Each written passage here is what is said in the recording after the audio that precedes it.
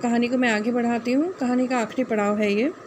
जैसे किसी ने उन्हें बेदर्दी से रौंद डाला था। ईंटों की दयनीय अवस्था देखकर उसकी चीख निकल गई थी। वह दहाड़े मार मार कर रोने लगी थी। आवाज़ सुनकर मजदूर इकट्ठा हो गए। तो जिन ईंटों की दीवार मानो ने रात को बना कर रखी थी, सुबह आकर उसने देखा कि सारी ईंटें किसी ने बड़ी बेदर्दी से तोड़ दी हैं। तो ये सब देख करके जो मानो है उसकी चीख निकल गई और वो ज़ोर ज़ोर से रोने लगी। जितने मुंह उतनी बातें, सब अपनी अपनी अटकलें लगा रहे थे। रात में आंधी तूफान भी नहीं आया था, ना ही किसी जंगली जानवर का यहाँ कोई काम हो सकता है। कई लोगों का कहना था किसी ने जानबूझकर ईंटें तोड़ दी। तो ना तो आंधी तूफान और ना जानवर, तो ज़रूर किसी ने जानबूझकर ईंटा तोड़ दिया। तो सभी लोग आपस में बात करने लगे। मानो का हृदय फटा जा रहा था। टूटी फूटी ईंटों को देखकर वह बौरा गई थी।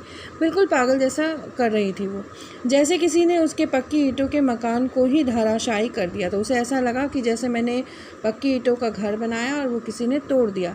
जसदेव काफ़ी देर बाद आया था। वह निरपेक्ष भाव से चुपचाप खड़ा था, जैसे इन टूटी फूटी ईंटों से उसका कुछ लेना देना ना हो, उसे कोई मतलब नहीं था। जसदेव काफ़ी चुपचाप आकर खड़ा था।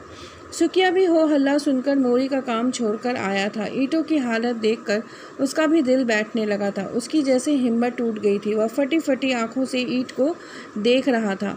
सुखिया को देखते ही मानो और ज़ोर ज़ोर से रोने लगी थी। सुखिया ने मानो की आंखों से बहते हुए तेज अधरों को देखा और उनकी किरकिराहट अपने अंतर मन में महसूस की।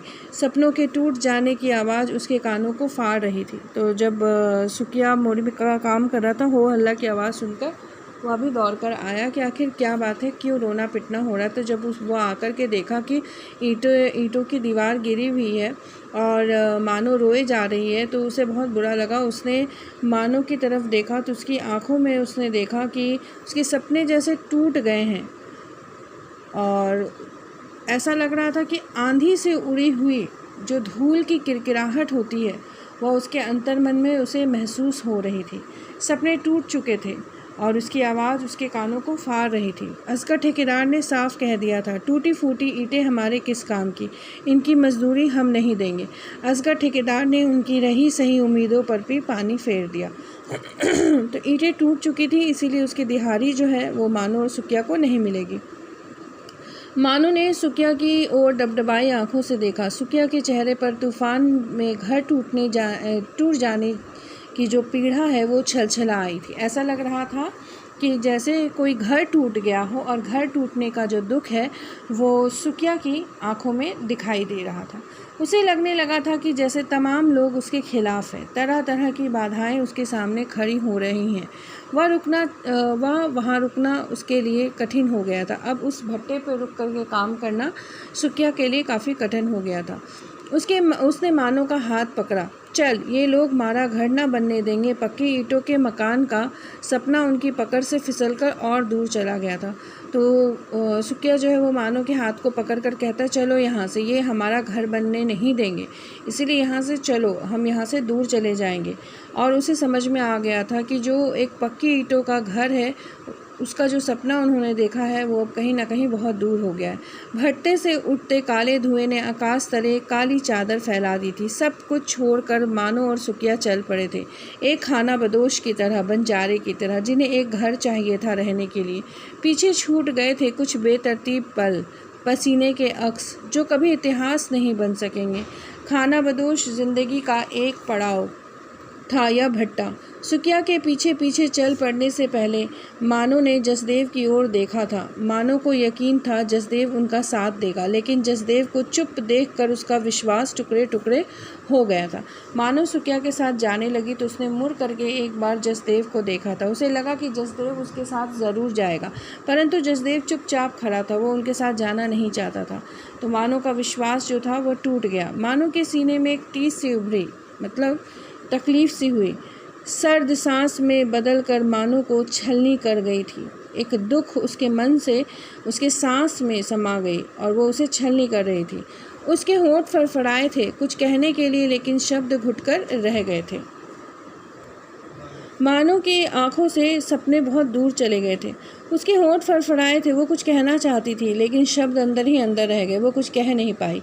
सपनों के कांच उसकी आंखों में किरकिरा रहे थे। सपने जब टूट गए तो उसकी जो कांच है टूटे हुए सपनों की वो उसकी आंखों में गड़ने लगे थे। वह भारी मन से सुकिया के पीछे पीछे चल पड़ी थी, अगले पड़ाव की तलाश में, एक दिशाहीन यात्रा पे। तो आगे अब वो सुकिया के पीछे पीछे चलने लगी, एक ऐसे पड़ाव की तरफ, एक ऐसे रास्ते की तरफ जिसकी मंजिल उसे पता नहीं थी। दिशाहीन यात्रा, पता नहीं कहाँ जाना है। एक बंजारी की तरह वो अपने पति के साथ आगे निकल गई थी। ठीक है, तो ये आपका अध्याय पूरा हो गया। अब इसके बाद प्रश्न अभ्यास है, तो प्रश्न अभ्यास मैं आपको अगले वीडियो में पोस्ट करूँगी और इसकी फ़ोटो भी साथ ही साथ पोस्ट कर दूँगी। इसमें कुल मिलाकर प्रश्नों की संख्या है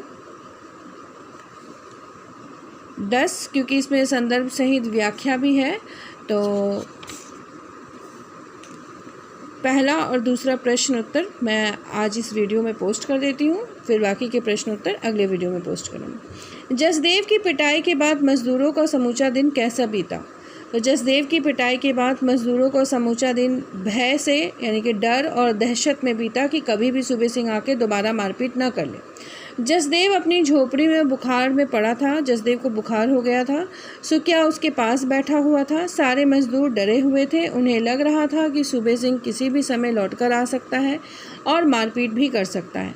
शाम होते ही भट्टे पर सन्नाटा छा गया था। सभी अपनी अपनी झोपड़ी में चले गए थे। तो माहौल जो था वो काफ़ी डर, भय और दहशत से भरा हुआ था। सभी लोग अपने अपने झोपड़े में चले गए थे। ईंटों को जोड़कर बनाए चूल्हे में जलती लकड़ियों की चिट पिट जैसे मन में पसरी दुश्चिंताओं और तकलीफ़ों की प्रतिध्वनियाँ थीं, जहाँ सब कुछ अनिश्चित था। यह वाक्य मानव की किस मनोस्थिति को उजागर करता है? यह वाक्य जो है वो मानव की मनोस्थिति को बताता है। कैसी मनोस्थिति है वो बताइए।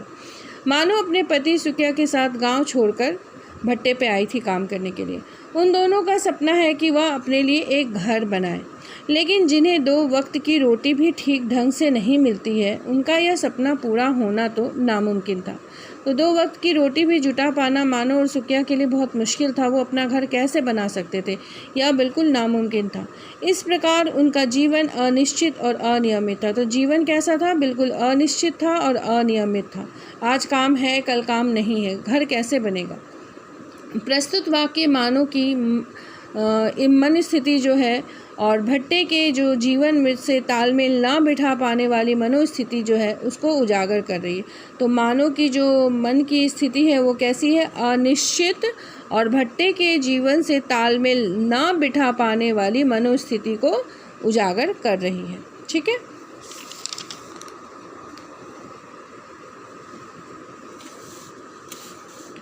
तीसरा प्रश्न है, मानो अभी तक भट्टे की ज़िंदगी से तालमेल क्यों नहीं बिठा पाई थी? मानो का मानना था कि अपने देश की सूखी रोटी भी परदेश के पकवानों से अच्छी होती है, क्योंकि अपने देश में आप गरीब ही सही, भूखे भी सही, लेकिन आप अपने देश में, अपने गांव में हो। परदेश में या दूसरे के देश में रहना, वो पकवानों को खाना, वो मुश्किल काम है, क्योंकि आप अपनी जिस जगह को, जन्मभूमि को छोड़ते हो, वो इतना आसान नहीं है। वो स्थान एक ऐसा स्थान होता है जहाँ पे सूखी रोटी भी अच्छी लगती है। दूसरे शाम होते ही भट्टे का माहौल डरावना हो जाता था, जिससे मानो का जी घबराने लगता था। इसी कारण वह अभी तक भट्टे की ज़िंदगी से तालमेल नहीं बैठा पाई थी। शाम होते ही सब अपनी अपनी झोपड़ी में चले जाते थे। माहौल काफ़ी डरावना हो जाता था, क्योंकि भट्टा जंगल के बीच था। डर हमेशा जंगली जानवरों का भी लगा रहता था। लोग किसी को किसी से मतलब नहीं, क्योंकि शाम तक सभी मजदूर थक जाते थे। सब अपने अपने झोपड़े में जाकर कुछ खाना वाना बनाकर खाकर सो जाते थे। तो ऐसी ज़िंदगी जो भट्टे की थी उसके साथ मानो जो है अपना तालमेल नहीं बैठा पा रही थी। ठीक है, तो प्रश्न संख्या 3 तक मैंने आज आपको समझा दिया। अध्याय पूरा हो गया। बाकी के प्रश्नोत्तर अब मैं आपको अगले वीडियो में पोस्ट करूँगी। धन्यवाद।